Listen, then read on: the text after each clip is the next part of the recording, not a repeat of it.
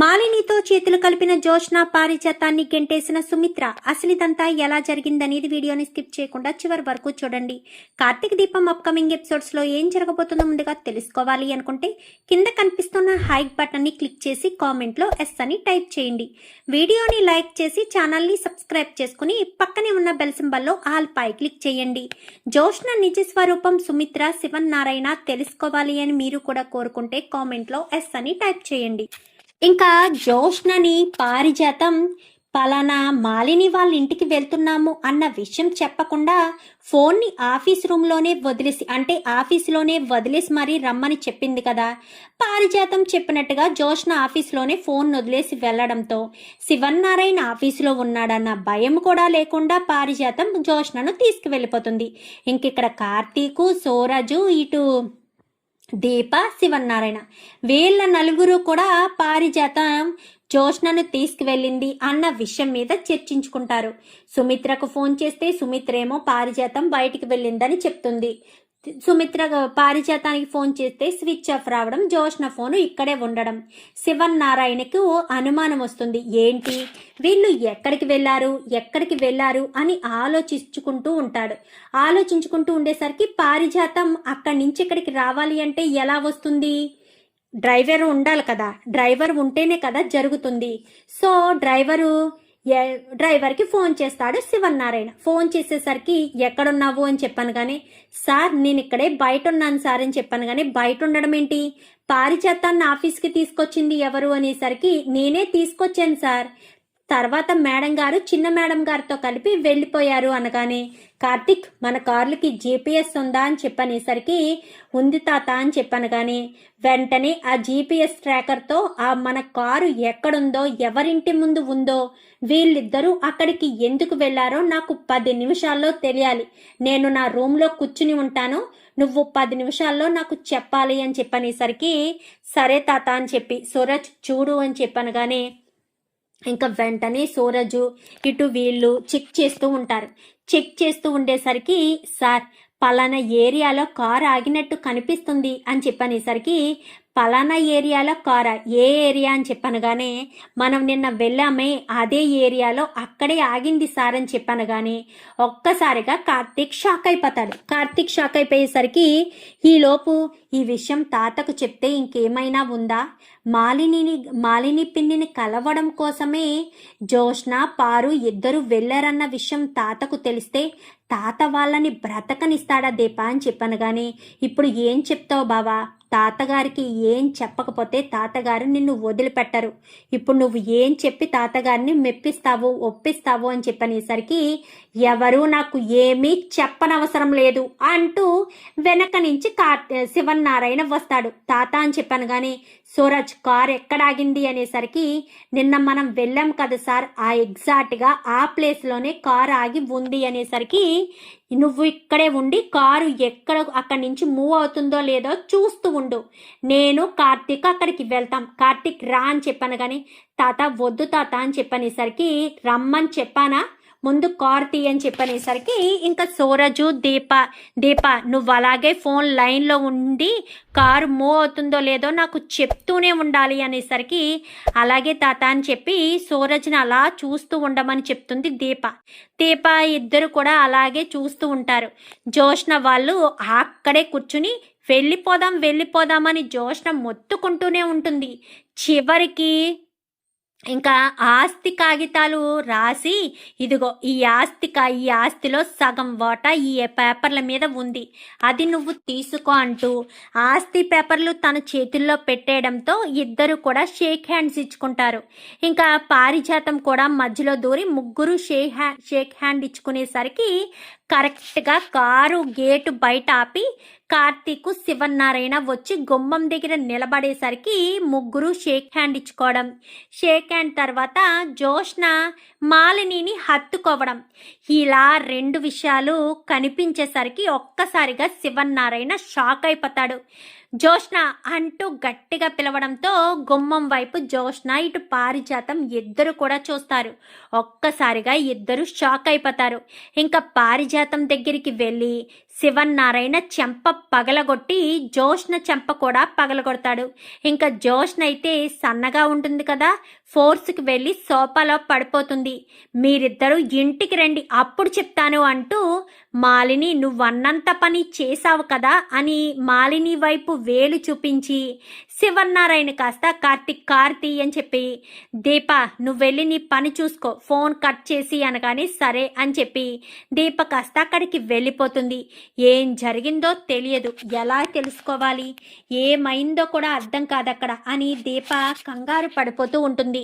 ఏంటి దీప గారు ఇప్పుడు కంగారు పడకండి, ఇప్పుడు మీరు గనక ఫోన్ చేస్తే పక్కన చైర్మన్ గారు ఉన్నారు, కోపపడతారు, తర్వాత బ్రదరే వచ్చి చెప్తాడు, మీరు టెన్షన్ పడకండి అని చెప్పి మాట్లాడేసరికి సరే అని ఇంకా సైలెంట్గానే ఊరుకుంటుంది.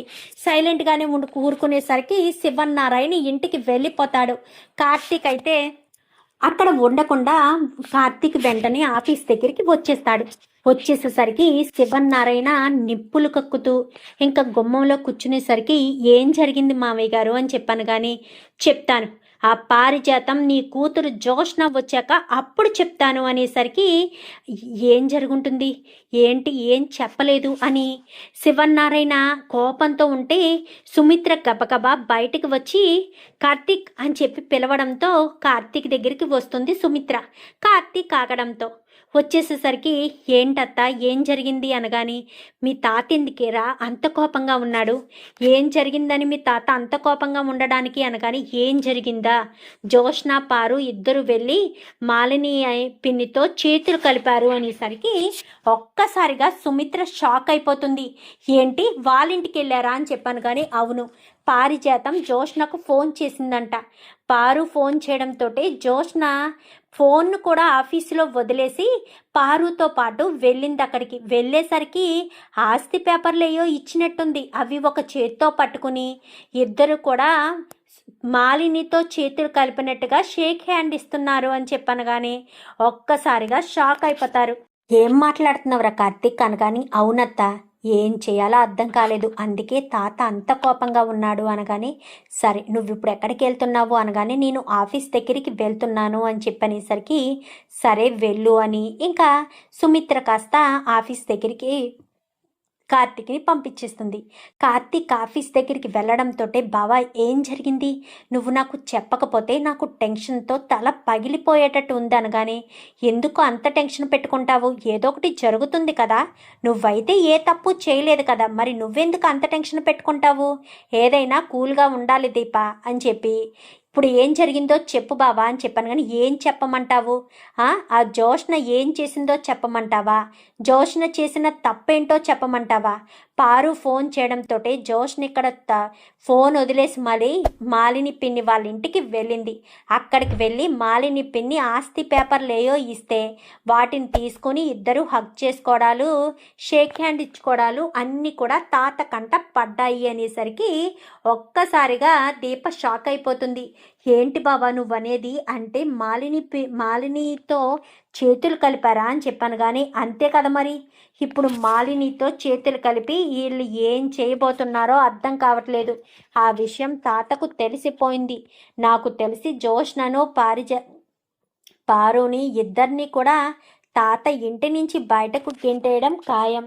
ఇదైతే ఖచ్చితంగా జరుగుతుంది అనేసరికి అలా అనొద్దు బాబా అనగాని దీప నేననేది ఏముంది, నేను అనడంలో ఏమీ లేదు, వాళ్ళే అదంతా చేసుకున్నారు, నేనేం చెయ్యాలి, నేను ఏం చేసినా చెయ్యకపోయినా ఏం జరగదు, వాళ్ళు అనుకున్నారు అంతే, అంతకు మించి ఏమయ్యేటట్టు కనిపించడం లేదు అనగానే నాకు ఇదంతా చూస్తుంటే ఏదో తేడాగా అనిపిస్తుంది బావా, కావాలనే ఆవిడ ఇదంతా చేసిందేమోనని అనిపిస్తుంది అనగానే ఆవిడ చేసిందో వీళ్ళు చేశారో ఎవరు చేశారో తెలియదు దీప, మొత్తానికైతే వీళ్ళు బుక్ అయిపోయారు. అయినా ఆవిడని రమ్మంటే మాత్రం ఎగేసుకుంటూ ఎలా వెళ్ళిపోతారు, ఈ పారుకు అస్సలు బుద్ధి లేదు, ముందు నుంచి తాత చెప్తూనే ఉన్నాడు నీ మీద నాకు నమ్మకం లేదు అని, అలా నమ్మకం లేకుండానే పారు వెళ్ళింది, తాత ఏమన్నా అంటే అన్నాడు అని ఓ తెగ ఫీల్ అయిపోతుంది.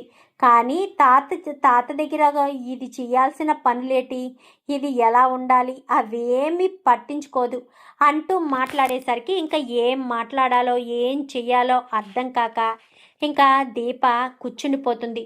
కూర్చునిపోయేసరికి నువ్వేం టెన్షన్ పెట్టుకు, ఏది ఎలా జరగాలనుంటే అలా జరుగుతుంది, నువ్వు టెన్షన్ పడి బీపీ పెంచుకోవద్దు అంటూ ఇంకా దీపకు కాస్త చెప్తాడు.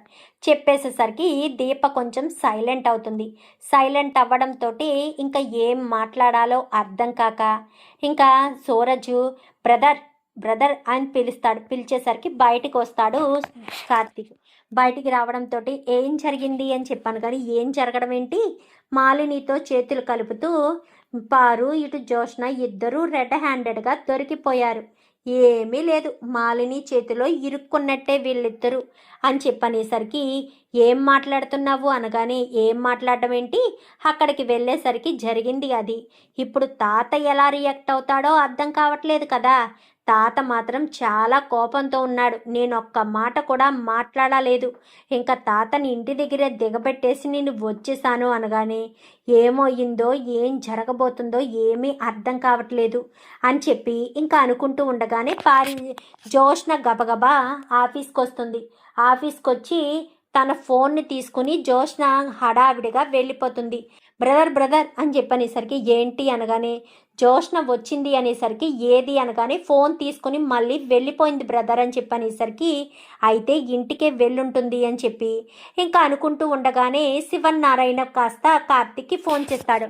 రే కార్తీక్ అని చెప్పాను కానీ చెప్పు తాత అని చెప్పనేసరికి దీపను సూరజ్ని తీసుకుని అర్జెంటుగా ఇంటికి రా అని చెప్పనేసరికి సరేనని ఇంకా దీపను సూరజ్ని ఇంకా కార్తీకు తనతో పాటు ఇంటికి తీసుకొస్తాడు. ఇంటికి బయలుదేరతారు. ఇప్పుడు ఎందుకు ఇంటికి రమ్మన్నారో ఏం జరగబోతుందో ఏమీ అర్థం కావట్లేదు అని కంగారు పడుతూనే ఇంటికి వస్తారు. ఇంటికి రావడంతో సుమిత్ర కార్తీక్ వాళ్ళు అక్కడే ఉంటారు. కరెక్ట్గా జోష్న పారిజాతం వాళ్ళు కూడా అప్పుడే కదా ఇంటికి వచ్చారు. ఆగండి అక్కడే అంటూ సుమిత్ర గట్టిగా కేక వేస్తుంది. దీప కార్తీక్ ఇటు సూరజ్ ముగ్గురు కూడా నిలబడిపోతారు. మీ ముగ్గురు లోపలికి రండి, మీ ఇద్దరు ఎక్కడే ఉండండి అనేసరికి మమ్మీ మమ్మీ నేను కావాలని అనేసరికి సైలెంట్గా ఉండు జోష్న, సూరజ్ అని చెప్పి పిలవడంతో సూరజ్ వస్తాడు. ఈ 2 సూట్ కేసులు వాళ్ళ మొహాన కొట్టు, వాళ్ళు క్షణం కూడా నా కళ్ళ ముందు కనిపించడానికి వీల్లేదు అనగానే అది కాదు మేడం అనగానే చెప్పింది మాత్రమే చేయడం నీ బాధ్యత. ఈ 2 సూట్ కేసులు తీసుకెళ్ళి జోష్నకు మా అత్తయ్య గారి దగ్గర పెట్టు అని చెప్పాను అంతే అని చెప్పనేసరికి ఇంకా 2 సూట్ కేసులు తీసుకెళ్ళి అక్కడ పెడతాడు. పెట్టేసేసరికి నువ్వు ఇలా రా అని చెప్పాను కానీ వచ్చేస్తారు. మీరు ఆ ఇంటి గడప తొక్కడం మీరు చేసిన మొదటి తప్పు. ఆ ఇంట్లో సుమారు మామయ్య గారు ఆఫీస్ నుంచి బయలుదేరి అక్కడికి రావడానికి సుమారు 20 నిమిషాలు పట్టింది. అంతకుముందు నువ్వు వెళ్ళి అరగంట అయ్యిందంట. ఆ అరగంట ఇంతసేపు నువ్వు ఆ ఇంట్లో కూర్చొని ఏం మంతనాలు చేసావు, ఏం మాట్లాడావు, ఏం చేసావో అన్నీ నేను ఏమీ అడగను, అసలు నేనే విషయం గురించి కూడా అడగను. కానీ నువ్వు అక్కడ చేసినది తప్పు, క్షమించరాని తప్పు. ఆల్రెడీ నిన్న తాత చెప్పాడు ఆ ఇంటికి వెళ్ళొద్దు, ఆ ఇంటి వాళ్ళతో ఎలాంటి మంతనాలు చెయ్యొద్దు అని చెప్పాడు. అయినా సరే వినిపించుకోకుండా అత్తయ్య ముఖ్యంగా మీరే వినిపించుకోకుండా జోష్న నా మనవరాలు అంటూ మాట్లాడతారు కదా, మీ మనవరాల్ని కూడా మీతో పాటు ఇరికించేశారు. ఇద్దరు అనుకునే వెళ్ళారో లేక అక్కడికి వెళ్ళాక కలిశారో లేక అక్కడికి వెళ్ళాక మాలిని వాళ్ళ ఇల్లు అన్న విషయం జోష్న తెలుసుకుందో అవేమీ నాకు తెలియదు. ఏయో ఆస్తి పేపర్లు ఇచ్చిందంట కదా, వెళ్ళండి ఆస్తి పేపర్లు పట్టుకుని ఇంటి నుంచి శాశ్వతంగా వెళ్ళిపోండి అంటూ మాట్లాడుతూ వాళ్ళ దగ్గరికి వెళ్ళి ఒక తోపు తోస్తుంది. ఇంకా సుమిత్ర అయితే ఇద్దరు కూడా కింద పడిపోతారు. ఒక్క క్షణం కూడా నా ఇంటి ముందు నిలబడడానికి వీల్లేదు, ఇంటి ముందు ఉండే హక్కు అధికారం మీకు లేదు, తక్షణమే ఇంటి నుంచి బయటికి వెళ్ళండి అంటూ చాలా గట్టిగానే మాట్లాడుతుంది సుమిత్ర. మాట్లాడేసరికి అది కాదు మమ్మీ, ఒక్కసారి నేను చెప్పేది విను మమ్మీ అని చెప్పి ఎంతెలా చెప్తున్నా కానీ ఏ మాత్రం వినిపించుకోదు. నువ్వు చెప్పేది ఏది నా బుర్రకెక్కదు జోష్న, నేను చెప్పింది మాత్రమే వినాలి. నువ్వు మీ గ్రాని ఇద్దరు తక్షణమే నా ఇంటిని వదిలి శాశ్వతంగా వెళ్ళిపోవాలి. ఇంట్లో మళ్ళీ మీ ఇద్దరు కనిపిస్తే మాత్రం మీ ప్రాణాలు తీయడానికి కూడా వెనకాడను. ఆ మాలినితో నాకున్న శత్రుత్వం, మావయ్య గారికి మా నాన్న దక్షిణామూర్తి గారితో ఉన్న శత్రుత్వం ఏంటో మీకు చెప్పిన తర్వాత కూడా మీరు ఇంకా అదే తీరుగా ఆ రకంగానే వాళ్ళతో చేతులు కలిపి వాళ్ళతో మంతనాలు చేస్తున్నారు అంటేనే క్లియర్గా అర్థమవుతుంది. ఇంకా మీకు ఈ ఇంటితో సంబంధమే లేదు. ఈ ఇంటి మనుషుల కంటే మీకు వాళ్ళే ఎక్కువైపోయారు. వాళ్ళే మీకు అవసరం, అంతే కదా? వాళ్ళే అవసరం, వాళ్ళే ఎక్కువైపోయారు. కాబట్టి వాళ్ళతోనే ఉండండి. మీరు మా ఇంటికి రావద్దు అంటూ వెంటనే ఇంక సుమిత్ర వాళ్ళని తోసేసింది కదా, వాళ్ళ మొహాల మీదే తలుపులు వేసేస్తుంది. మమ్మీ మమ్మీ అంటూ తలుపులు ఎంత కొట్టినా కానీ సుమిత్ర మాత్రం తలుపు తీయదు. శివన్నారాయణ ఏం మాట్లాడు, సైలెంట్గా ఉంటాడు. శివన్నారాయణ ముందుకు వెళ్ళి సుమిత్ర నిలబడుతుంది. నేను చేసింది తప్ప మావయ్య గారు అని చెప్పనేసరికి, ఏ మాత్రం తప్పు చేయలేదమ్మా, నేను చెయ్యాలనుకున్న పని నువ్వు చేసావంతే, నువ్వు తప్పే చెయ్యలేదు అంటూ శివన్నారాయణ చెప్పేసేసరికి ఇంకా సుమిత్ర కాస్త లోపలికి వెళ్ళిపోతుంది. శివన్నారాయణ కూడా లోపలికి వెళ్ళిపోతాడు. ఇంకిద్దరూ అలా లోపలికి వెళ్ళిపోయేసరికి, ఏంటి బావా ఇలా జరిగింది అనగానే, ఎవరు చేసుకున్న కర్మ వాళ్ళే అనుభవించాలి కదా. పారుకు ఆల్రెడీ తాత చెప్పాడు, నువ్వే తేడా మనిషివి, నువ్వే వెళ్తావు అని. అయినా సరే నా మీద నమ్మకం లేదా అంటూ ప్రగడ్భాలు పలికింది.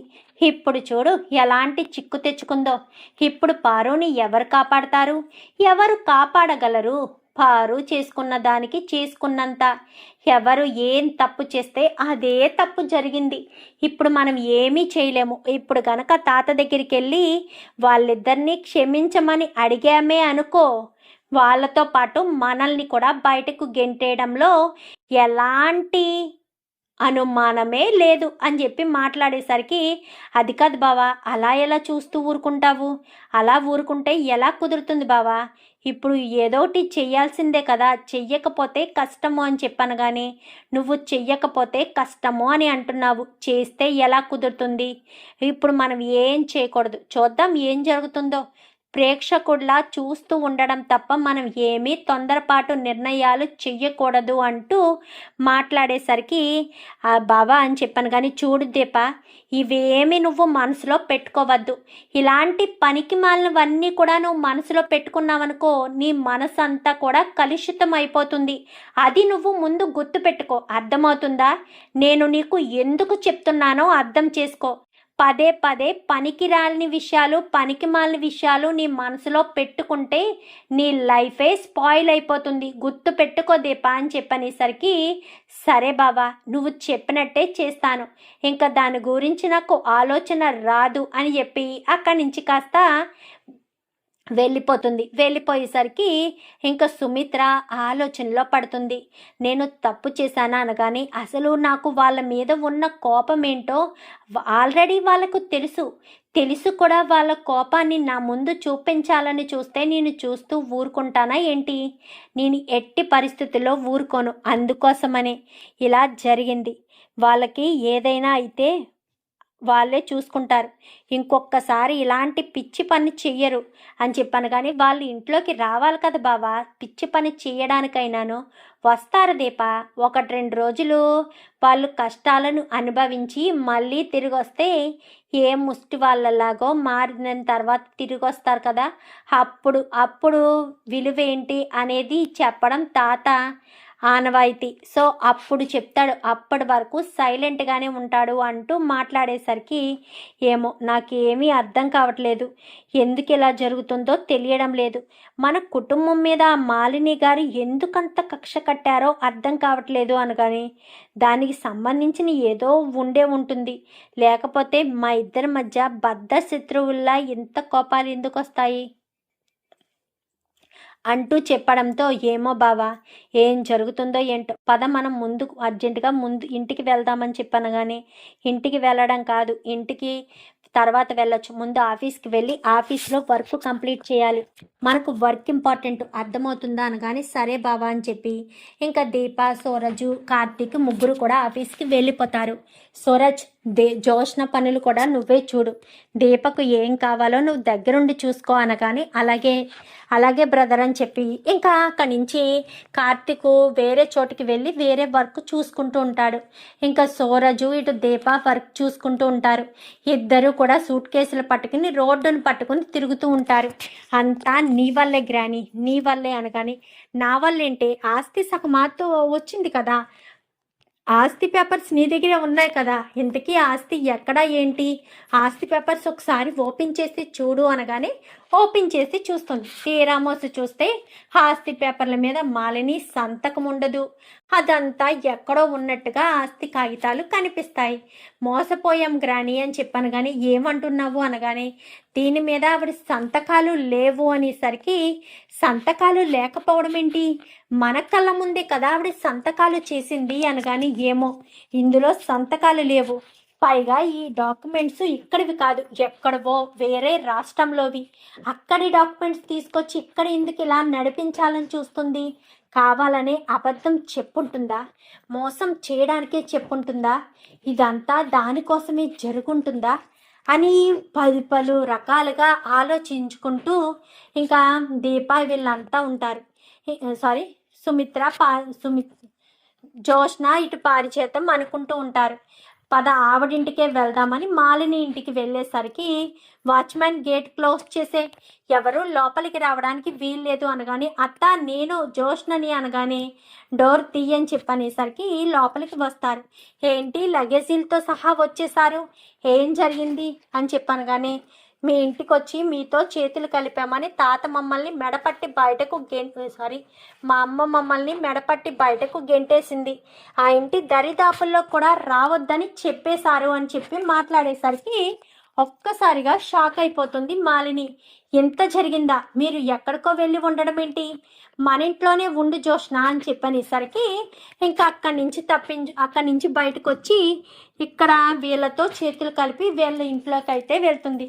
ఇంట్లోకి వెళ్ళేసరికి తన రూమ్ అక్కడ, పారిజాతం రూమ్ ఇక్కడ అంటూ ఎవరికి వాళ్ళు సెపరేట్గా రూమ్స్ అయితే ఇస్తారు. ఇచ్చేసరికి అటు దీప ఆలోచిస్తూ ఉంటుంది, ఇప్పుడు మాలినికి మరింత బలం పెరిగింది కదా, ఈ ఇంటి నుంచి ఇద్దరు ఆ ఇంటికి వెళ్ళిపోయారు, ఇంకా శాశ్వతంగా ఆ ఇంటికి రానట్టే, ఇంకా బలం పెరిగినట్టే. మాలిని జోష్నను పారిజాతాన్ని వాళ్ళ వైపు తిప్పేసుకుంది అని చెప్పి ఇంకా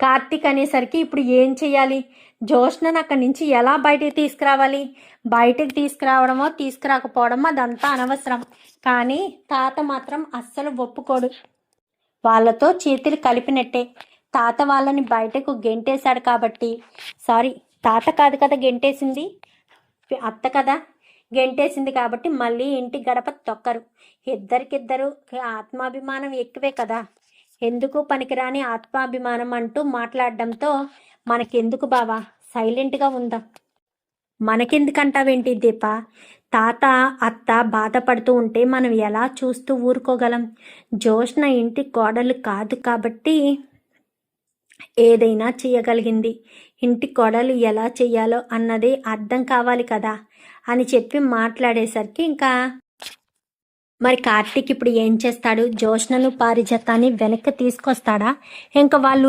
వెళ్ళిపోయారు అన్నట్టు వదిలేస్తారా, మాలినికి అవకాశం దొరికింది కదా, మరి జోష్నను అడ్డు పెట్టుకుని మాలిని ఏం చేయబోతుంది, దాన్ని శివన్నారాయణ ఎలా అడ్డుకుంటాడు, ఇదంతా కూడా రాబోయే ఎపిసోడ్స్లో చూసి తెలుసుకునేద్దాం.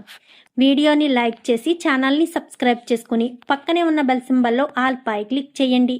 ఇలా చేయడం వల్ల మేం పెట్టే ప్రతి వీడియో కూడా నోటిఫికేషన్ రూపంలో ముందుగా చూడగలుగుతారు. Thank you for watching.